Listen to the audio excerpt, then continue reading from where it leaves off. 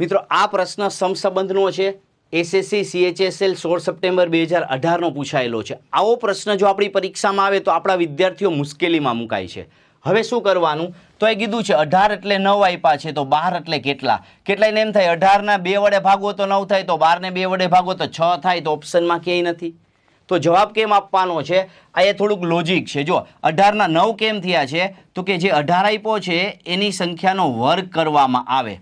18 નો વર્ગ કરવામાં આવે એટલે કેટલા થઈ જશે, તો બધાને ખ્યાલ હોવો જોઈએ કે 324 થાય।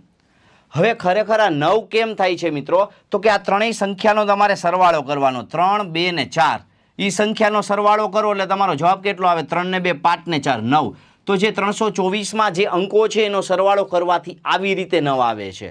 હવે એ જ વસ્તુ આપણે 12નો આપણે શું કરવાનો છે, વર્ગ કરવાનો આવે। તો 12નો વર્ગ કરવામાં આવે એટલે 144 થશે। 144માં 3 સંખ્યા છે, એ ત્રણેય સંખ્યાનો સરવાળો કરો, 1 4 ને 4, તો 4 ને 4 8 ને 1 9, તો અહીં જવાબ 9 જ આવશે આપણા માટે। એટલે આન્સર આપણો કયો થઈ જવો જોઈએ, ઓપ્શન એ જવાબ આપણો થઈ જવો જોઈએ। આ રીતે ટ્રીકથી ઉપયોગ કરી શકાય।